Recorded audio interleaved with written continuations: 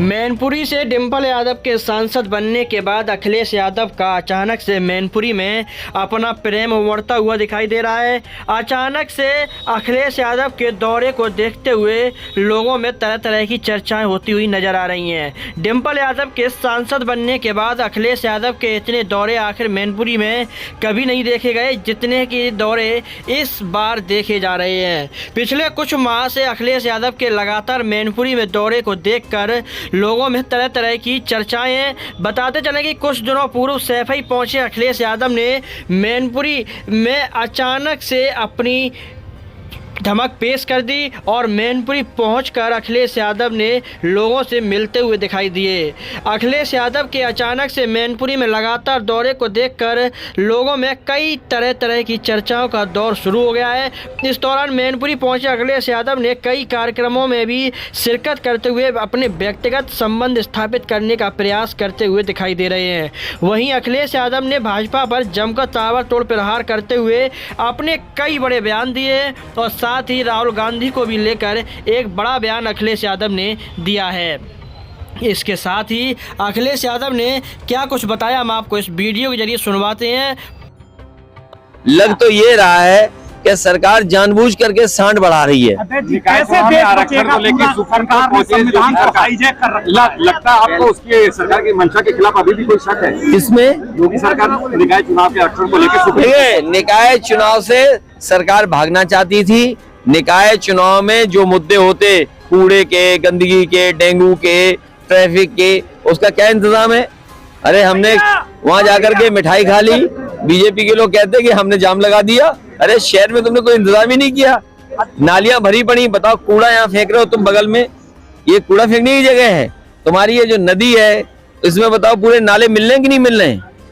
तो नाला साफ करने का कुछ इंतजाम नहीं किया इन्होंने। और केवल एक शहर में नहीं, पूरे उत्तर प्रदेश में आप देख लो। कानपुर में मैंने पेड़ देखे। राहुल की भारत जोड़ो यात्रा उत्तर प्रदेश में आई, देखिए लेकिन सब जो नीतियां करने लगे कैसे लड़ेंगे? देखिए आपको याद है मैनपुरी का चुनाव जनता और पुलिस के बीच का चुनाव था। ये भी महंगी हो जाएगी बताते रहे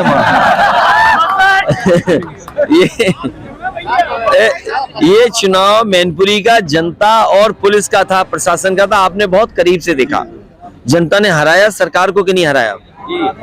ये जो नौजवान है जिनको नौकरी नहीं दे रहे, आप नौजवानों को धोखा दे रहे। मैंने कई सभाओं में कहा और फिर कहता हूँ, फर्रुखाबाद गया था, मैंने कहा था कि 1,26,000 फौज की भर्ती में नौजवान आया था।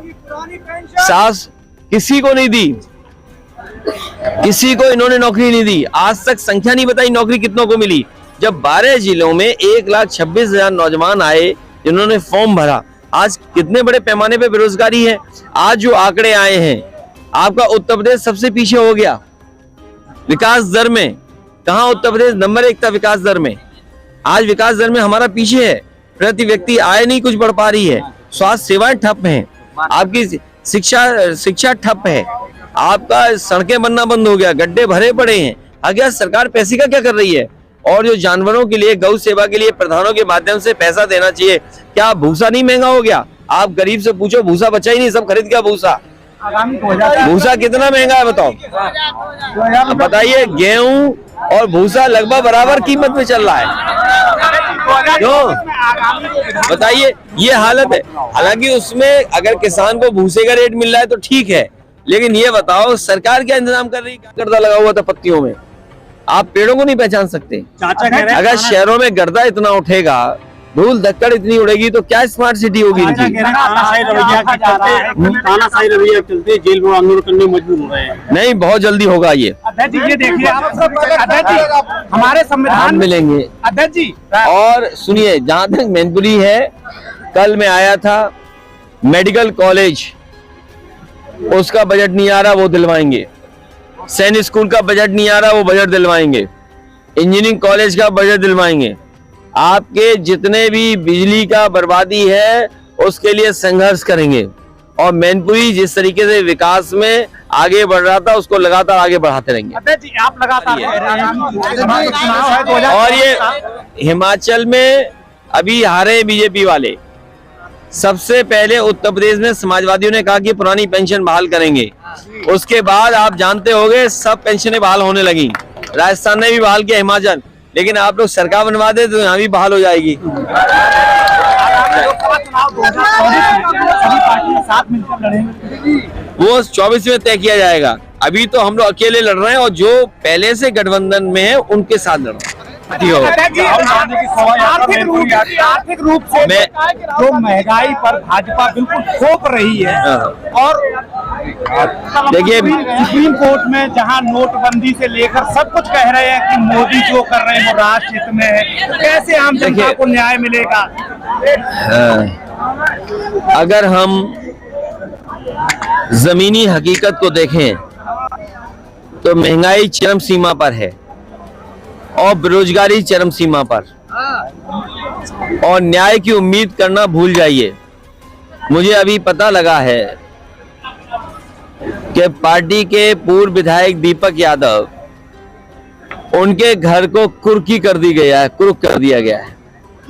पहले तो झूठे मुकदमे लगाए, पहले झूठा मुकदमा लगाया और उसके बाद उनके साथ ये अन्याय, ये पॉलिटिकल पार्टी के लीडर के साथ अन्याय इस तरह का करना, और अधिकारी दबाव में काम कर रहे हैं। ये सरकार को समझना चाहिए कि अगर झूठा फंसा करके कार्रवाई की जाएगी तो समय आने पर भारतीय जनता पार्टी के लोग भी इसी तरह इसी चक्र में फंस जाएंगे। जो अधिकारी आज समाजवादी पार्टी को परेशान कर रहे हैं, कल हो सकता है भारतीय जनता पार्टी को वही अधिकारी परेशान करें। इसलिए अधिकारियों से ये काम लेना सरकार को बंद करना चाहिए, झूठा फंसाना बंद करना चाहिए। और ये दिखाना चाहते हैं कि विपक्ष कुछ नहीं है। ये कार्रवाई इसलिए हो रही है कि विपक्ष कुछ नहीं है। विपक्ष अगर आवाज उठाएगा तो आवाज और दबा दी जाएगी। ये न भूलें कि सरकार हमेशा के लिए नहीं होती है, विपक्ष हमेशा के लिए होता है। सत्ता में कुर्सी हमेशा नहीं मिली रहती है, समय आता है कुर्सी बदलती भी है, क्योंकि उन्हें महंगाई का जवाब नहीं देना है, बेरोजगारी का जवाब देना नहीं है। किसी घर परिवार में आप चले जाएं, हर घर परिवार में एक उनका बेटा या बेटी बेरोजगार बैठी है, पढ़ लिख करके डिग्री हासिल कर ली, लेकिन सरकार ने आज तक उन्हें नौकरी नहीं दी। नोटबंदी पे कोई टिप्पणी नहीं कर सकता है, लेकिन नोटबंदी सरकार को स्वीकार करना पड़ेगा। हो सकता है कोर्ट में वो बातें न रखी गई हों। दुनिया में हमें बताओ कोई एक ऐसी जगह जहां पर बैंक में लाइन में लग करके गर्भवती मां के बेटा पैदा हुआ हो। भारत इकलौता देश है जिसमें नोटबंदी की गई और एक गर्भवती मां जब बैंक गई अपना पैसा निकालने के लिए, नोट बदलने के लिए, तो वहां बेटा पैदा हुआ। अगर उसका कोई जन्मदिन मनाता है तो वो है समाजवादी लोग। मैं तो कहूंगा भारतीय जनता पार्टी को कि अगर सुप्रीम कोर्ट ने नोटबंदी को ठीक माना है तो भारतीय जनता पार्टी के लोग उस खजांची को गोद ले लें और उसका जन्मदिन हर साल मनाएं।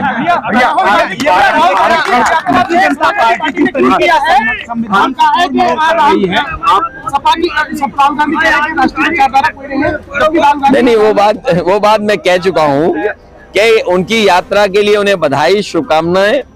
और भारत जो है विभिन्न जाति का और मिलीजुली संस्कृति का, भाईचारे का हमारा समाज रहा है। हमने एक दूसरे को मिलकर के सहयोग कर करके इस समाज को हमेशा आगे बढ़ाया है। आरक्षण को लेकर योगी सरकार सुप्रीम कोर्ट तक पहुंची है।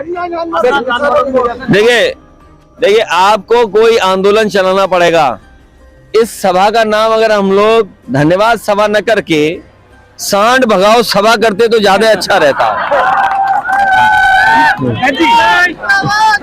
ये सांड भगाओ, किसान बचाओ, खेती बचाओ आंदोलन कहीं ना कहीं छेड़ना पड़ेगा। और दुख है इस बात का कि लगातार सांड की टक्कर से जान जा रही है, सांड की टक्कर से एक्सीडेंट हो रहे हैं, उसमें जान जा रही है। अभी मेरठ में एक बैंक में काम करने वाला नौजवान, उसकी सांड ने हत्या कर दी। 6 घंटे जाम लगा रहा, सरकार ने कोई मदद नहीं की। और अभी तो केवल खत्म नहीं हुआ, दूसरी जगह एक और मार दी टक्कर, वो भी जान चली गई। अध्यक्ष जी, के दौरान जो विपक्ष ने जानवर देखिए, आप इन मंत्री जी ने क्या कहा वो बात मत करिए। आप अच्छे पत्रकार हैं और आपको प्रधानमंत्री की वो बात कहनी चाहिए जिसमें प्रधानमंत्री जी ने कहा था कि अन्ना जानवर की समस्या है, इन सांड को हटाने का